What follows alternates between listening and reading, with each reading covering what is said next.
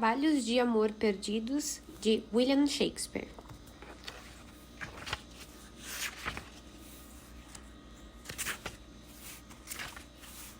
Personagens: o rei ou duque de Navarra, também conhecido como Ferdinando, Berolni, Longueville, Dumaine, lordes a serviço do rei. A princesa da França, Rosaline, Maria e Catherine, damas a serviço da princesa. Boyet, um lorde a serviço da princesa. Armado, o Garganta, também conhecido como Dom Adriano de Armado.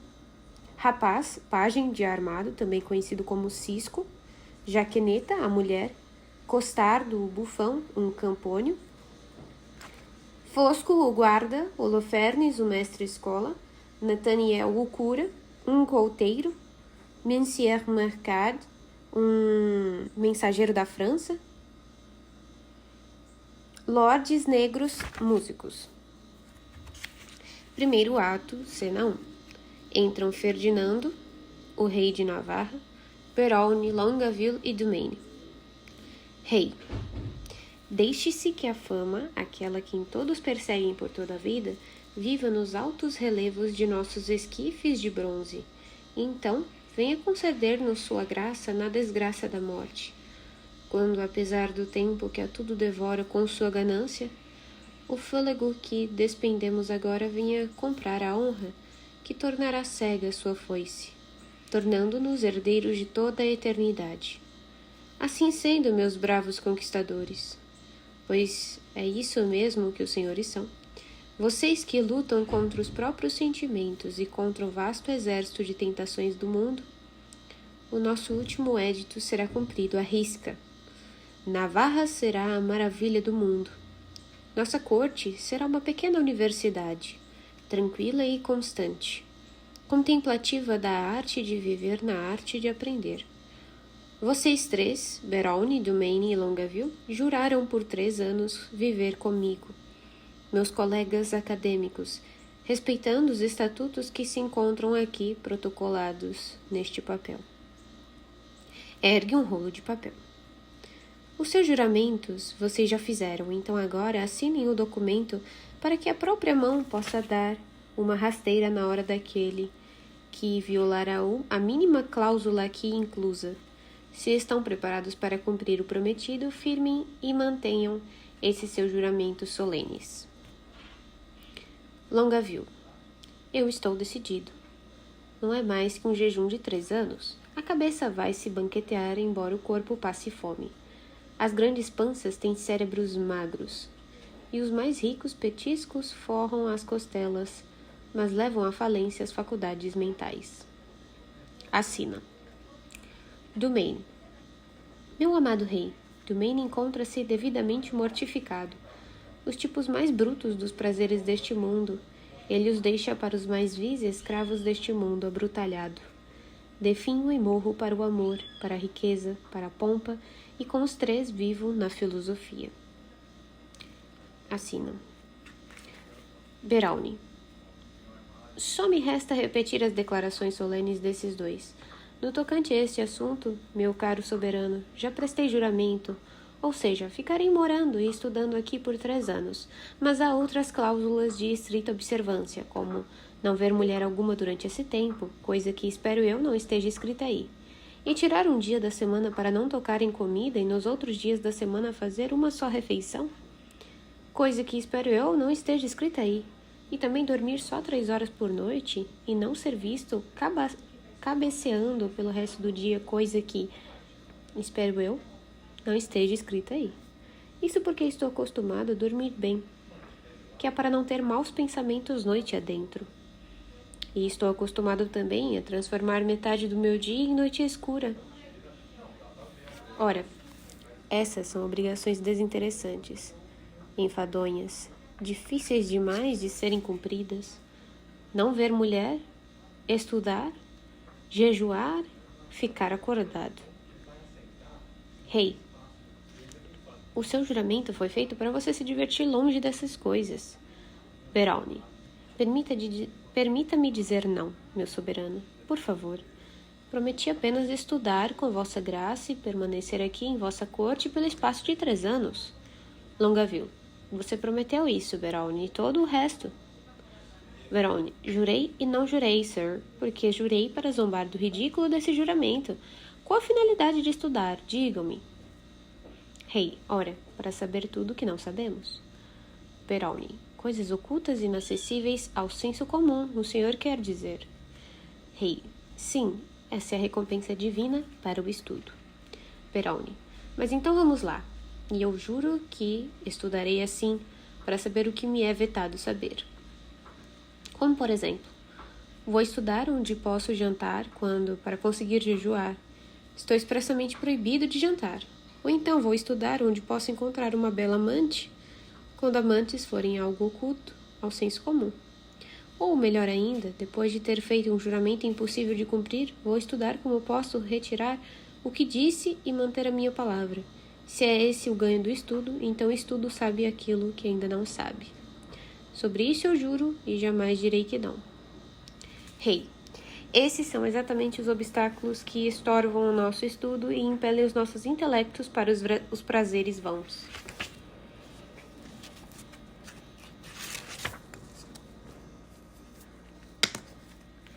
Verone. Ora, todos os prazeres são prazeres vãos.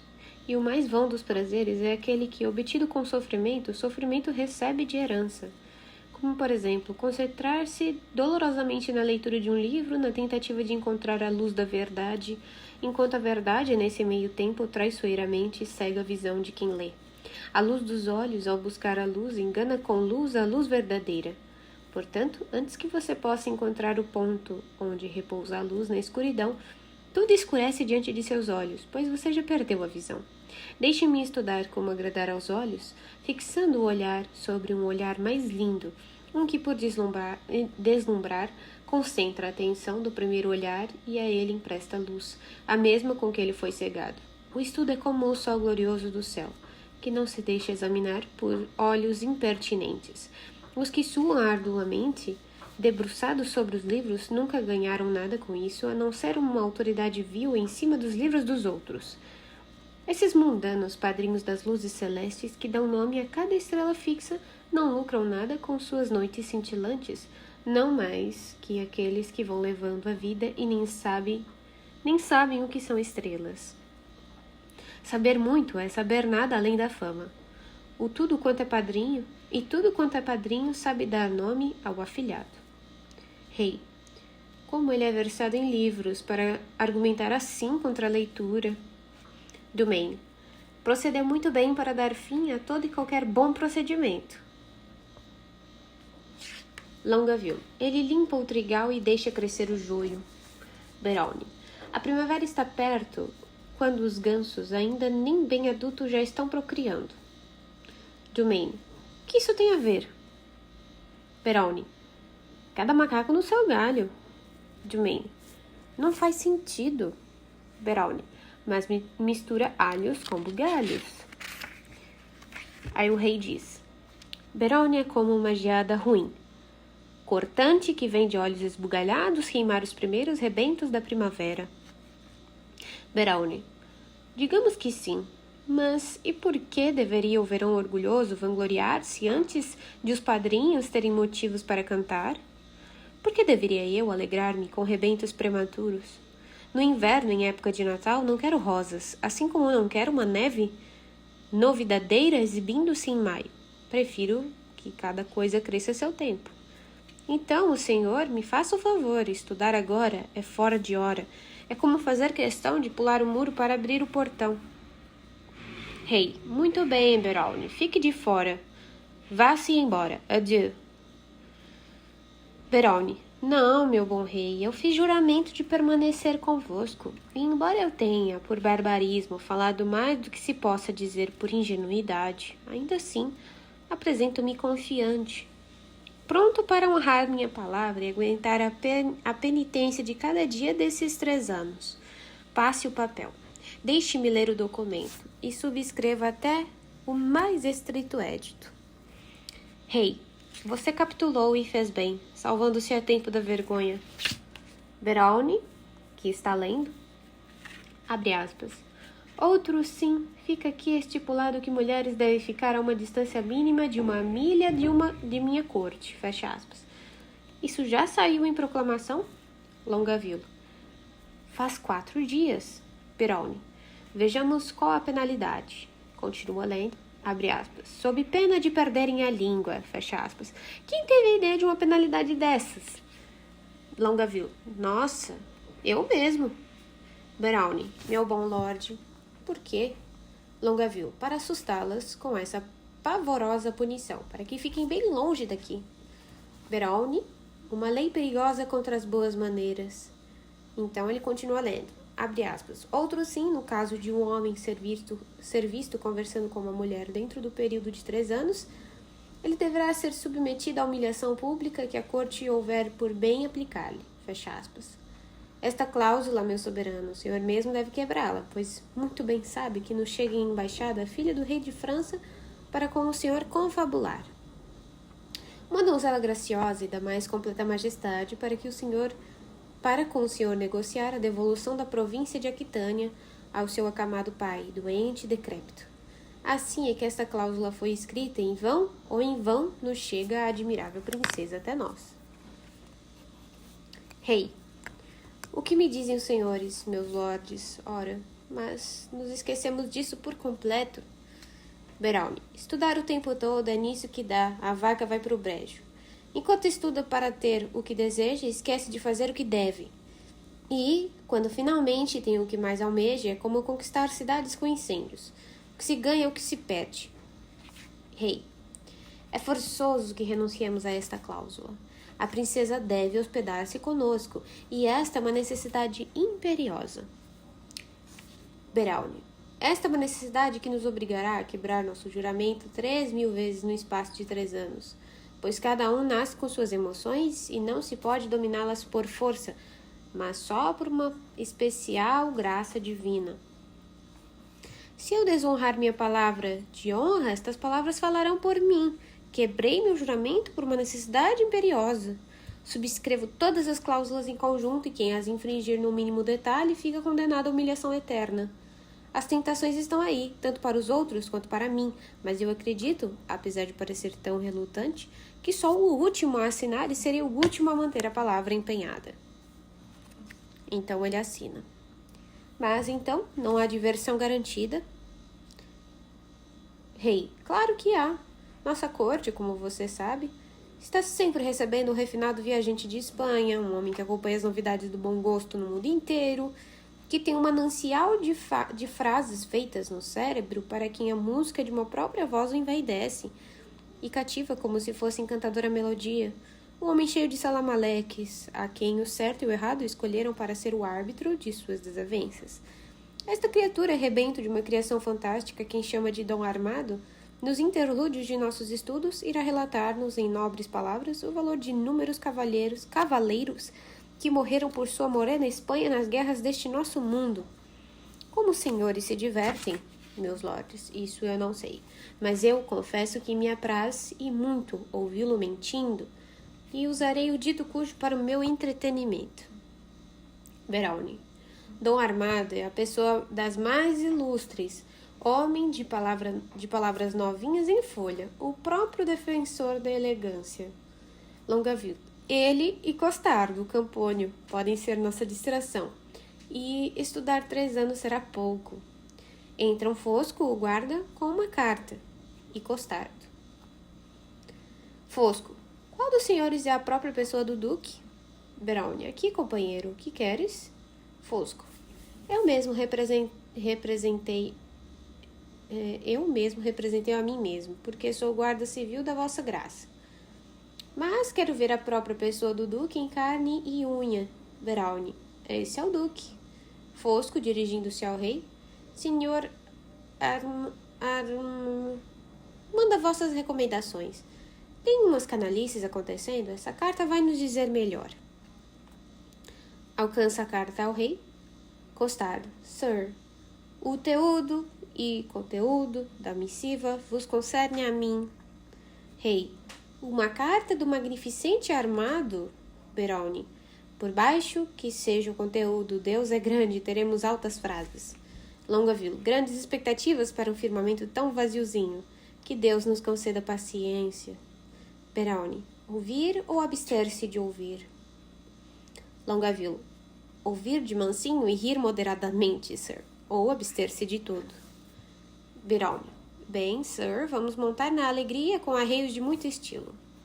Costardo, a coisa é comigo, sir. No que me concerne a jaqueneta, a situação é o seguinte, eu fui pego no ato. Perowne, qual ato? Em que situação e de que modo? Costardo, do ato e de tudo quanto é modo, sir. Todos os três. Me viram na frente dela na mansão, me viram sentado no lado dela no banco e me viram atrás dela no parque, o que, juntando tudo, fica, abre aspas, no ato e no modo a seguir. Fecha aspas. Agora, sir, quanto à situação, é a situação de um homem conversando com uma mulher. Quanto ao modo, é de algum modo. Perowne, quanto ao que o senhor chamou de a seguir? Costardo, no que vos concerne a mim, é como será a minha punição a seguir, e que Deus defenda os justos. Rei, querem ouvir esta carta com atenção? Perowne, ouviremos como quem dá ouvidos a um oráculo. Costardo, e esse é o pecado da simplicidade no homem, dar ouvidos à carne. E o rei, lendo a carta, abre aspas, muito ilustre governador, vice-regente da abóbada celeste e único governante de Navarra, Deus do mundo de minha alma, Senhor protetor e provedor de meu próprio corpo, fecha aspas. Costardo, ainda nenhuma palavra sobre Costardo. Rei, continua lendo, abre aspas, venho por meio desta carta esclarecer-vos o seguinte, o caso é tal, fecha aspas.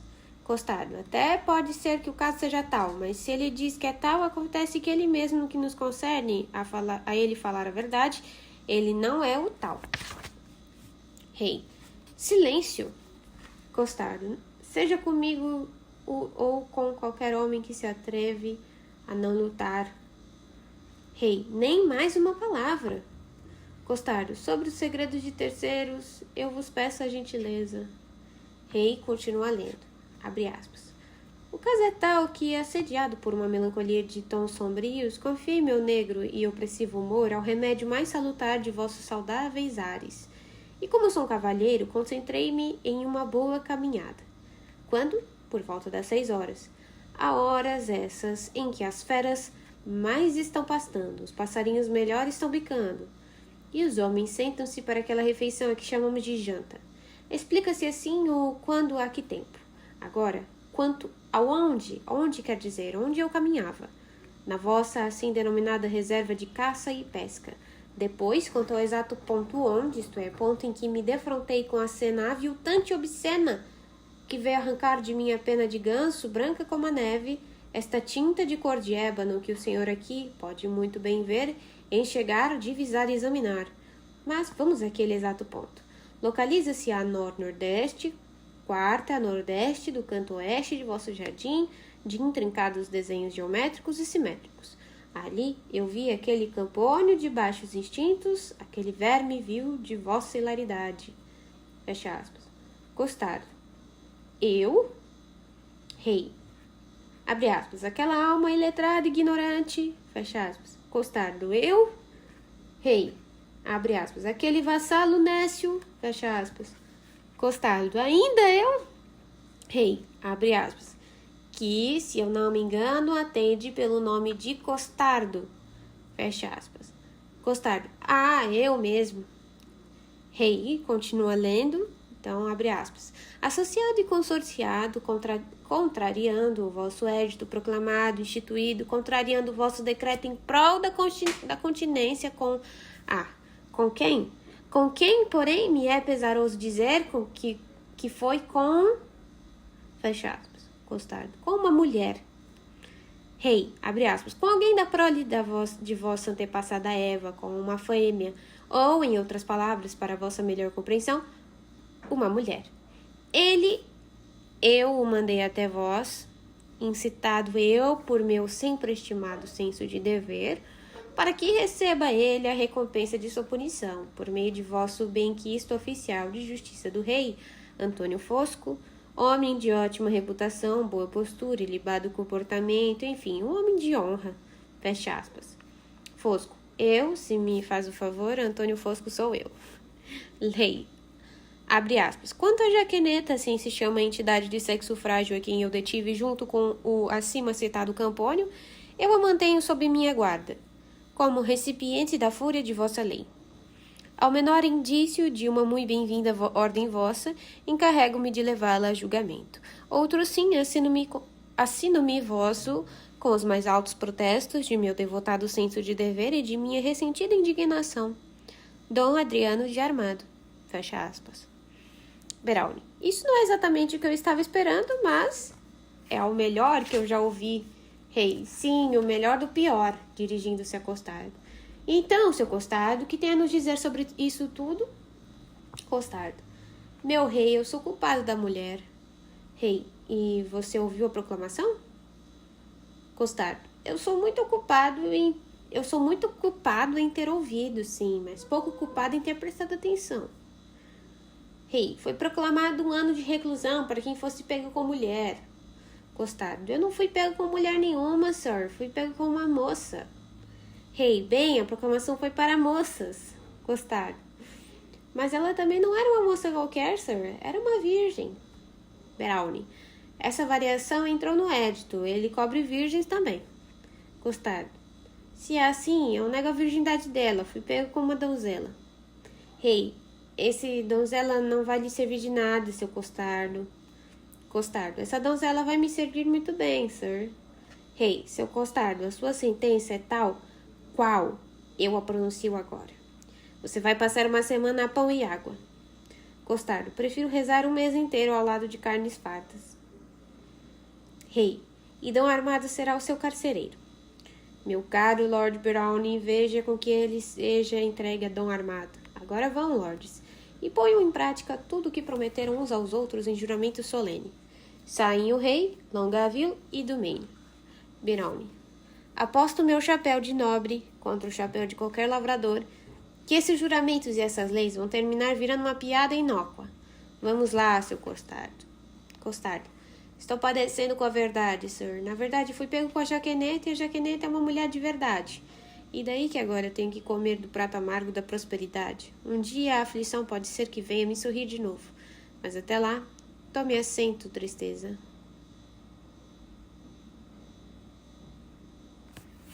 Então ele sai.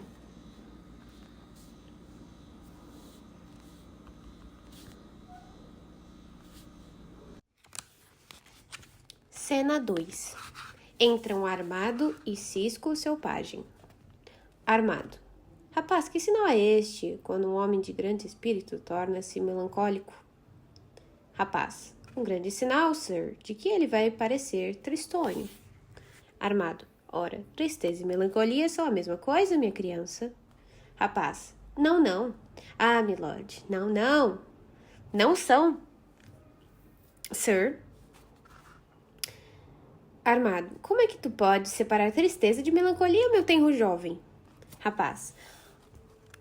Por uma conhecida demonstração de seu funcionamento, meu velho passado. Armado. Por que velho passado? Por que velho passado? Rapaz. Por que tenro jovem? Por que tenro jovem?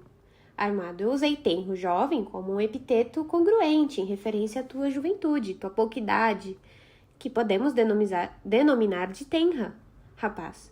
E eu usei velho passado como um título pertinente à sua provecta idade, que podemos denominar de passada. Armado.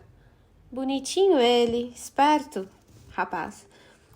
O que o senhor está querendo dizer, sir? Eu sou bonitinho e o que eu digo é esperto. Ou que sou esperto e o que digo é bonitinho. Armado. Tu és bonitinho porque és pequeno. Rapaz. Sou bonitinho porque sou pequeno, então não sou bonito. Mas e de onde saiu o esperto? Armado.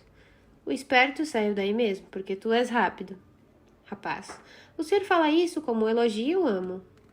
Armado. Como um elogio condigno de tua pessoa. Rapaz. Eu elogio uma enguia com o mesmo elogio. Armado. Qual? Que uma enguia é inteligente? Rapaz. Que uma enguia é rápida. Armado. Eu digo que tu és rápido em tuas respostas. Me fazes ferver o sangue. Rapaz, já tenho minha resposta, senhor. Armado, eu não gosto de ser contrariado, nem mesmo quando falo com os meus tostões. Rapaz, à parte. O que ele diz é simplesmente o contrário. Contrariados e longe dele ficam os tostões. Ora, confundido com botões. Armado, prometi estudar durante 3 anos com o Duque. Rapaz, o senhor pode fazer isso em 1 hora, sir. Armado, impossível. Rapaz, quanto é um contado 3 vezes? Armado, a mim me falta a habilidade de fazer cálculos. É coisa que combina com o espírito de um taberneiro. Rapaz, o senhor é um cavalheiro da nobreza e versado em jogatina. Armado, sim, duplamente culpado. São as 2 coisas essas, o verniz de um homem completo. Rapaz, então tenho certeza de que o senhor sabe qual é o total da soma de um as e de um duque no jogo de dados. Armado, o resultado é 1 a mais que 2. Rapaz, coisa que a gentalha chama de 3. Armado, de fato? Rapaz, ora, sir, e não é essa uma obra-prima de estudo? Temos aqui um 3 estudado antes que se possa piscar 3 vezes. E é fácil colocar anos junto à palavra 3 e estudar 3 anos em 2 palavras. Isso até mesmo um cavalo amestrado pode lhe confirmar. Armado, um ótimo número. Rapaz, dizendo à parte, prova que o senhor é um 0 à esquerda. Armado, agora eu vou te confessar que estou apaixonado, mas... como é coisa desprezível um soldado apaixonado, então estou apaixonado por uma mulher desprezível. Se desembanhar minha espada contra os humores da afeição pudesse me libertar dessa ideia depravada, eu tomaria como meu prisioneiro o desejo e exigiria resgate de qualquer cortesão francesa em troca de uma nova mesura, recém-inventada. Acho um nojo essa coisa de ficar suspirando pelos cantos. A mim me parece que eu devia xingar e renegar Cupido. Consola-me, rapaz. Que grandes homens já estiveram apaixonados? Rapaz. Hércules, meu amo. Armado. Grande Hércules? Mais autoridades, meu rapaz, vamos lá. Mais nomes. E mais, minha amada criança, que sejam homens de boa reputação, de boas maneiras. Rapaz. Sansão, meu amo, foi um homem de boas maneiras, de ótima postura, aliás, pois carregou nas costas os portões da cidade, como um estivador, e ele estava apaixonado. Armado. Ah, Sansão, troncudo e pernudo Sansão, de braços fortes. Eu te supero com meu florete, tanto quanto tu me superaste ao carregar portões. Também sou um homem apaixonado. Quem foi o amor de Sansão, meu caro Cisco? Rapaz. Uma mulher, meu amo. Armado. De que compleição? Rapaz. De todas as 4, ou 3, ou 2, ou de uma das 4. Armado. Me diz de que compleição exatamente, de que cor a sua tez? Rapaz. Verde da cor do mar, sir. Armado. E essa é uma das 4 compleições? Rapaz. Conforme eu li, sim, senhor, e também a melhor delas. Armado. Verde é verdadeiramente a cor dos amantes jovens, anêmicos, mas ter um amor dessa cor, a mim me parece que Sansão pouco motivo tinha para tal escolha. Com certeza apaixonou-se por ela porque era mulher inteligente. Rapaz. Foi isso mesmo, sir. Era mulher de uma inteligência ainda verde. Armado. O meu amor é imaculadamente branco e vermelho. Rapaz. Os pensamentos de maior mácula, meu amo, costumam disfarçar-se com essas cores. Armado. Define isso, define, meu muito instruído rapaz. Rapaz. Inteligência de meu pai e língua de minha mãe. Ajudai-me. Armado. Que doce invocação de uma criança, tão bonita e tão comovente. Rapaz. Se ela é feita de brancos e vermelhos, seus pecados nós jamais saberemos. O corar das faces nasce dos erros, e na pálida tez se veem os medos. Então, se ela tem medo ou se tem culpa, pela tez o senhor não vai saber. Se o rosto é sempre em vermelho e branco, é que a natureza assim o fez. Uma rima aviltante, meu amo, que argumenta contra o uso de vermelhos e brancos. Armado. Não existe uma balada, rapaz, sobre o rei e a mendiga? Rapaz, o mundo tinha uma vergonha dessa balada umas 3 gerações atrás, e acho que agora ninguém mais sabe cantá-la. Mesmo que fosse conhecida, nem a letra nem a melodia servem. Armado. Vou pedir a alguém que escreva sobre esse assunto de novo, para que eu possa justificar minha transgressão com algum poderoso precedente. Rapaz, eu amo essa camponesa que peguei no parque com aquele pastrano que raciocina, o Costardo. Ela bem que merece coisa melhor. Rapaz, dizendo a parte, merece ser chicoteada, isso sim, mas merece amante melhor que o meu amo. Armado. Canta alguma coisa, rapaz. A paixão deixa minha alma pesada e minha vida difícil. Rapaz, a parte, de novo. Mas e não é um espanto, pois, se está amando mulher de alma leve e vida fácil? Armado. Eu mandei cantar. Rapaz, controle-se, sir. Até que tenha ido embora esses que vêm vindo aí. Entram Costardo, o bufão, Fosco, o guarda e Jaqueneta, a mulher. Fosco, dirigindo-se a Armado. Senhor, é do gosto do duque que o senhor mantenha Costardo sob sua guarda. E o senhor deve aguentar que ele não sinta nenhum prazer, não sinta nenhuma dor, porque ele tem que jejuar 3 dias em uma semana. Quanto a esta senhorita, eu devo ver que ela fique no parque. Ela pode trabalhar como leiteira. Passar bem. Armado, à parte. Esse calor nas bochechas já vai me entregando. Moça. Jaqueneta. Senhor? Armado. Vou visitá-la no alojamento do parque. Jaqueneta. É aqui bem pertinho. Armado. Eu sei onde fica situado. Jaqueneta. Senhor Lorde, como o senhor sabe das coisas? Armado. Posso te contar maravilhas. Jaqueneta. Com essa cara? Armado. Eu te amo. Jaqueneta. Se o senhor está dizendo. Armado. Então até logo e passe bem. Jaqueneta. Que os bons ventos o acompanhem. Fosco. Vamos, Jaqueneta, embora. Saem Fosco e Jaqueneta. Armado, então, dirigindo-se a Costardo. Patife, vai jejuar por teus crimes antes de receberes o teu perdão. Costardo. Bem, sir, espero quando fizer isso. Fazer isso com a cara e a coragem e de barriga cheia. Armado. Teu castigo será bastante pesado. Costardo. Assim fico mais ligado ao senhor que aos seus criados, pois a paga deles é bastante leve. Armado, dirigindo-se ao rapaz. Leva daqui esse patife, faz ele calar a boca. Rapaz. Venha, seu escravo transgressor, embora daqui. Costardo, dirigindo-se ao armado. Não me tranque no lugar, sir. Palavra que, ficando solto, eu vou jejuar. Rapaz. Não mesmo, que isso tudo é palavra solta e conversa mole. O senhor vai para trás das grades. Costardo. Pois muito bem. Se algum dia eu puder de novo ver os dias alegres de desolação que conheço, tem gente que vai ver uma coisa. Rapaz. E essa gente vai ver o quê? Costardo. Não, nada, mestre Cisco. Nada mais do que essa gente estiver enxergando. Não é próprio dos prisioneiros ficar quieto nas suas palavras, e, portanto, vou ficar no meu reservado. Dou graças a Deus que tenho tão pouca paciência quanto qualquer outro homem, portanto, posso ficar de boca fechada. Sai encostado e o rapaz. Armado. Afeiçoou-me ao próprio chão. Olha que coisa mais vulgar. Onde os sapatos dela pisam, muito vulgares. Levados por seus pés, mais vulgares ainda. Se estou apaixonado, estarei quebrando o meu juramento. Uma grande prova de falsidade. E como pode ser verdadeiro o amor que se quer obter com base na falsidade? O amor é um espírito maligno. O amor é o demônio.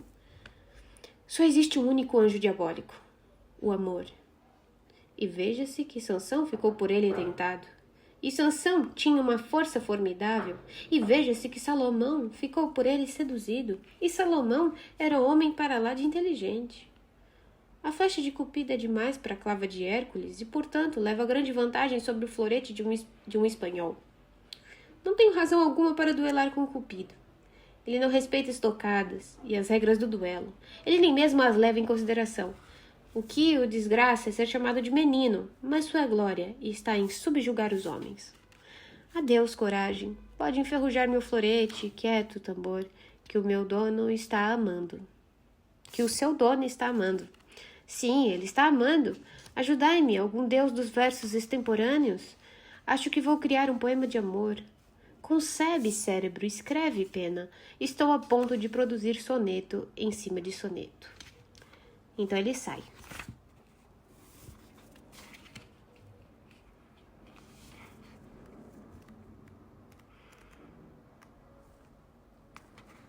Início do segundo ato. Cena 1. Entram a princesa de França com 3 damas de companhia, Rosaline, Maria e Catherine, Boyet e outros lords. Boyet. Agora, madame, invoque os seus espíritos mais queridos, considere quem o rei, seu pai, está enviando, a que ele está enviando e qual é a embaixada. A senhorita mesma, tida por todos em alta e preciosa estima, para negociar com o herdeiro universal de todas as perfeições que um homem pode ter, o inigualável rei de Navarra. A reivindicação não é menos importante que no caso de Aquitânia, dote digno de uma rainha. Mostra-se agora pródiga em toda a sua meiga graciosidade, tanto quanto a natureza foi pródiga em tornar rara a graciosidade quando dela privou o resto do mundo e prodigamente outorgou-lhe toda a graciosidade que há. Princesa, meu bom Lord Boyet, embora a minha não seja uma beleza comum, ela não precisa dos floreios coloridos dos seus elogios. A beleza tem seu valor fixado pelo olhar que a julga, e não anunciado pela propaganda vil que está na boca dos mercadores. Sinto-me menos orgulhosa em ouvi-lo contar o meu valor do que o senhor pudesse sentir-se desejoso de ser considerado sábio em gastar sua inteligência com elogios à minha. Mas, agora, tarefas a quem impõe tarefas, meu caro Boyet. O senhor não ignora os boatos ebulientes na boca de todos no estrangeiro, dando conta de que Navarra prestou juramento. Até que se cumpram 3 anos de penosos estudos, não é permitido a nenhuma mulher aproximar-se de sua silenciosa corte. Portanto, parece-nos obrigatório, antes de passarmos por seus portões proibidos, saber quais são as ordens do duque. Tendo elas em vista, e na certeza de seu mérito, nós escolhemos o senhor para nosso representante mais persuasivo e justo.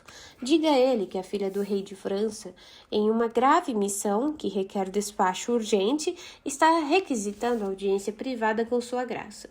O senhor se apresse e transmita o nosso pedido enquanto aguardamos a decisão do duque na condição de humilde peticionária.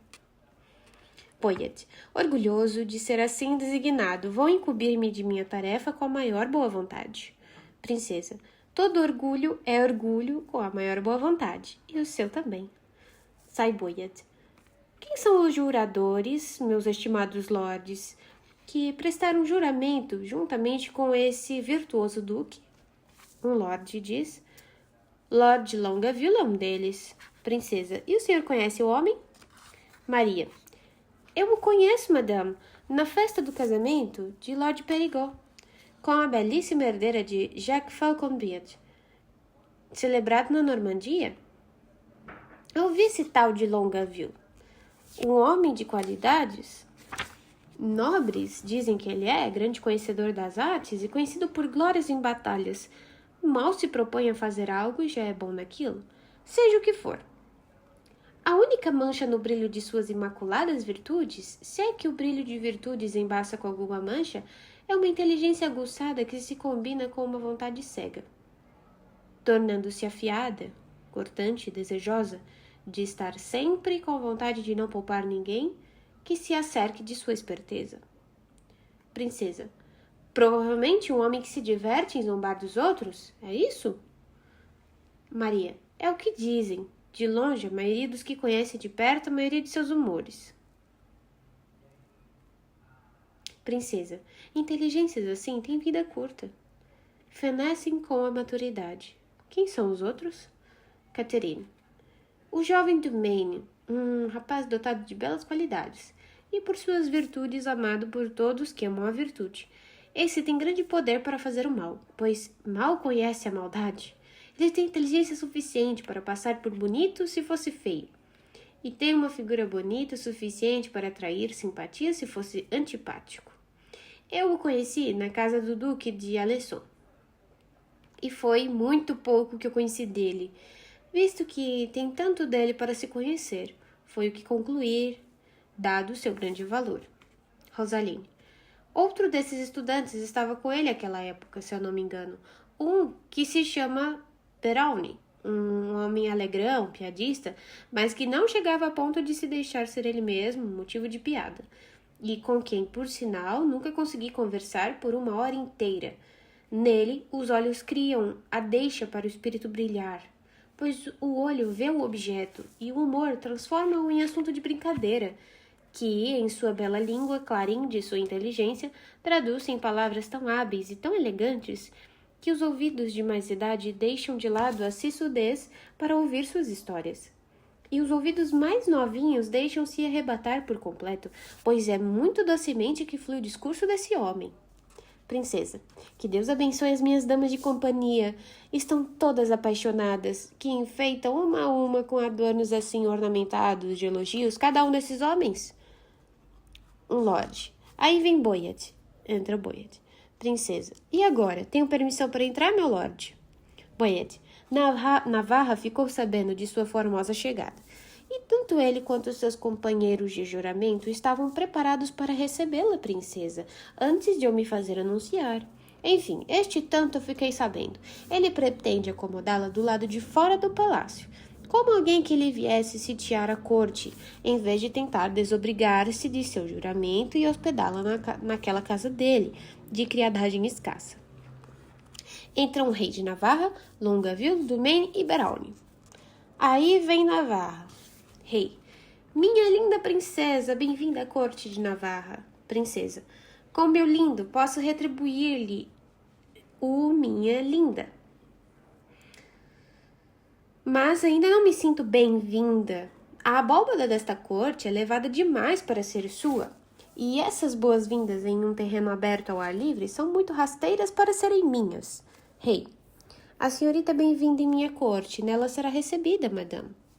Princesa. Então, sim, eu me sentirei bem-vinda. O senhor pode me levar até lá. Rei. Escute-me, cara dama. Eu fiz um juramento. Princesa. Que Nossa Senhora ajude o senhor, meu lorde. Ele vai quebrar um juramento. Rei. Por nada neste mundo, minha formosa dama, dou-lhe a minha palavra. Princesa. Ora, é a sua palavra que vai quebrar o juramento. A sua palavra e nada mais que a sua palavra. Rei. Vossa graça ignora qual seja o juramento. Princesa. Ignorasse o senhor, meu lorde, sua ignorância seria sábia, enquanto agora o fato de sabê-lo deve mostrar-se ignorante. Ouvi dizer que Vossa Alteza jurou abdicar de sua hospitalidade. É pecado mortal manter esse juramento, meu lorde, e é pecado quebrar um juramento. Mas, perdoe-me. É impetuoso de minha parte tanta ousadia. Não condiz comigo ensinar o padre a rezar a missa. Queira o senhor dignar-se a ler o propósito de minha vinda. E então, o senhor pode decidir de pronto qual sua resposta a essa petição. Alcança-lhe um papel. Rei. Madame, assim eu o farei, se assim eu puder decidir. Princesa. O senhor assim o fará, pois assim eu fico logo liberada para voltar à França, pois se eu fico, o senhor fica, perjuro. Eles vão caminhando e se afastam dos outros enquanto o rei lê o papel. Brownie, dirigindo-se a Rosaline.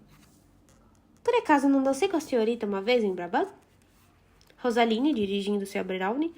Por um acaso não dancei com o senhor uma vez em Brabant? Brownie, eu sei que sim.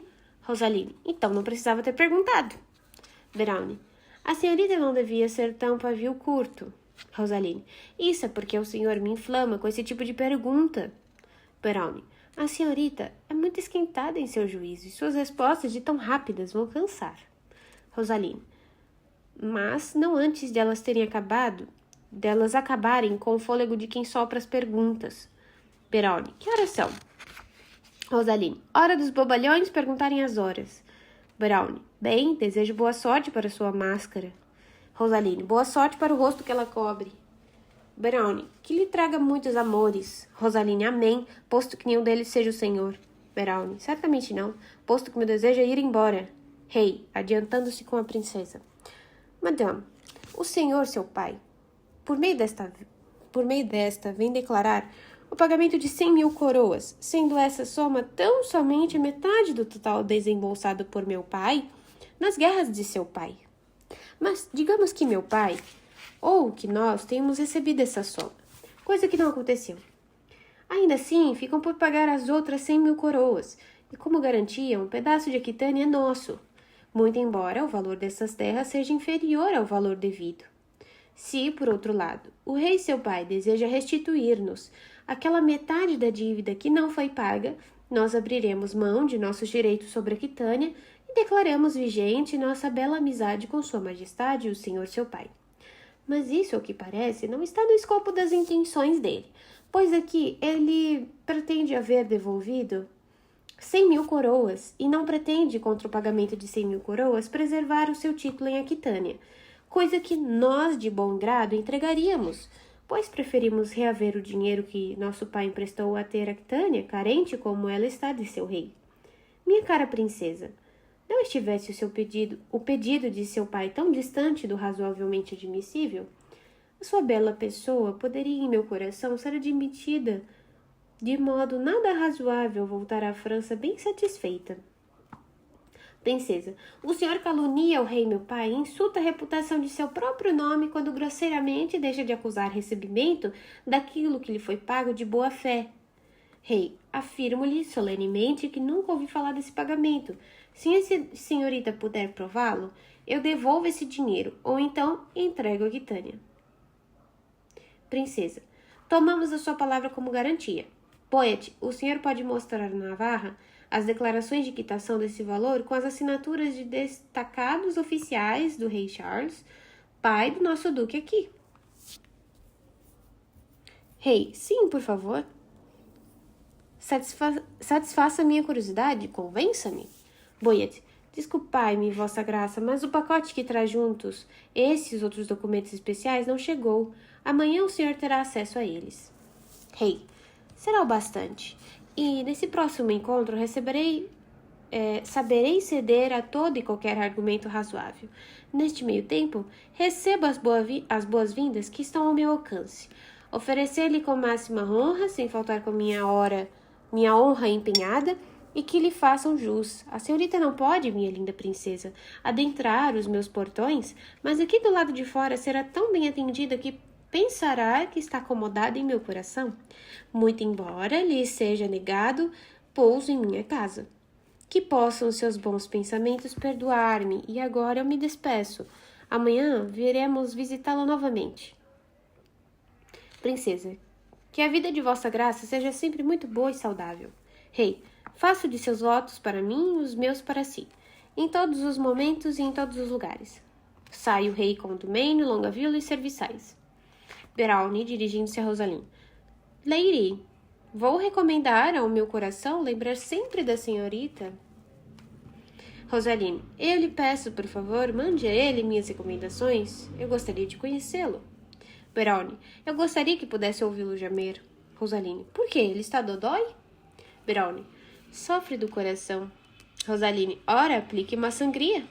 Beralne, isso lhe fará bem? Rosaline, meu lado médico diz que sim.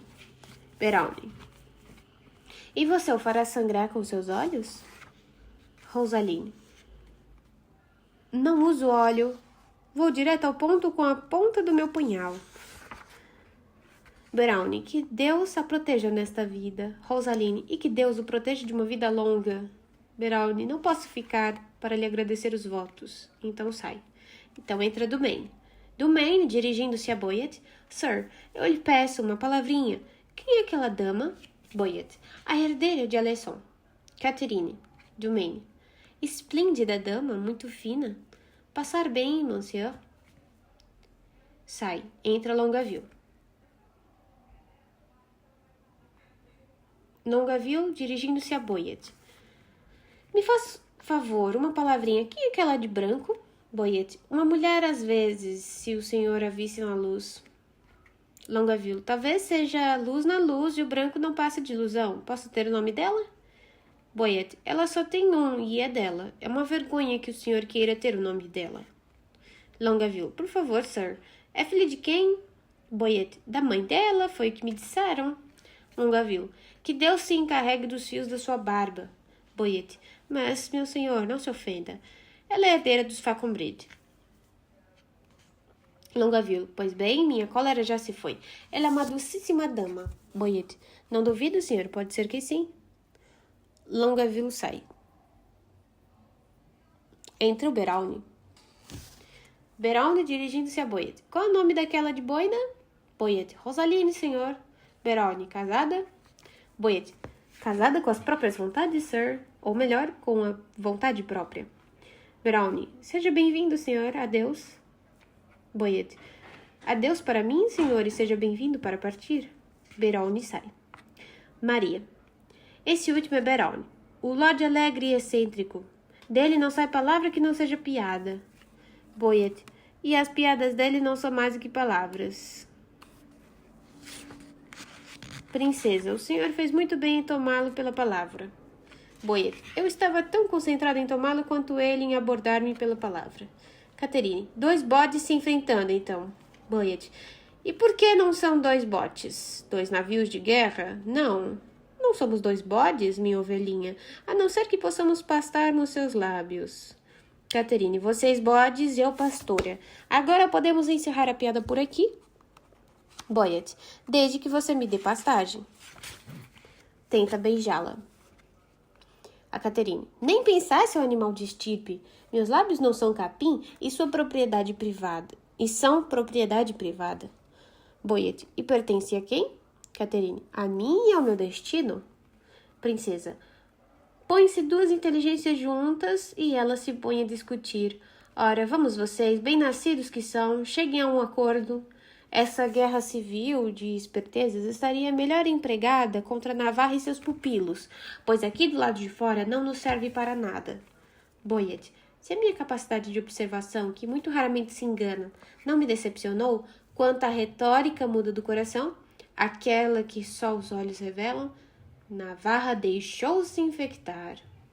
Princesa, como o quê? Boyet, com aquilo que os enamorados chamamos de paixão. Princesa, e por que razão o senhor pensa assim? Boyet, ora, todos os gestos dele recolheram-se para a quadra do olhar, espiando que ficaram através do desejo e o coração como uma pedra preciosa que se orgulha de ter nela gravado seu rosto, minha princesa. Traz esse orgulho expresso no olhar, mas nele a língua impaciente por falar e também por não enxergar. Tropeçou com a pressa na visão de seus olhos. Todos os sentidos, então, migraram para esse único sentido, para sentir apenas o prazer de olhar a mais bela das belas. A mim me pareceu que todos os sentidos dele estavam aprisionados no olhar, como joias em caixa de cristal, esperando que alguém da realeza as compre, e que, ao oferecerem seu valor desde onde estão envidraçadas, quiseram chamar sua atenção, minha princesa, para que as compre enquanto está de passagem. O entorno dos olhos de Navarra falavam de maravilhas, tais que os olhos de todos viram os olhos dele encantados com o que viam. Eu lhe entrego a Quitânia, minha princesa, e tudo o que mais é dele, se você me fizer uma coisa. Beijo. Uma única vez, amorosamente. Princesa, dirigindo-se às suas damas de companhia. Vamos para o nosso pavilhão. Boyet está bem disposto hoje. Boyet, sim, para colocar em palavras o que os olhos dele revelaram. Não fiz mais que emprestar uma boca ao olhar do duque e dar a esta uma língua que eu sei que não mente. Maria, tu és um velho contrabandista do amor e sabes falar com maestria. Catherine, ele fica sabendo das novidades por intermédio do netinho, o Cupido. Rosaline, então Vênus saiu a mãe, porque o pai é um susto de tão feio. Boyet, vocês estão me escutando, suas doidas? Maria, não. Boyet, o que é, então? Vocês estão vendo? O que, então, vocês estão vendo? Maria, ora, o caminho que vamos tomar para ir embora. Boyet, vocês são mulheres muito duras para mim.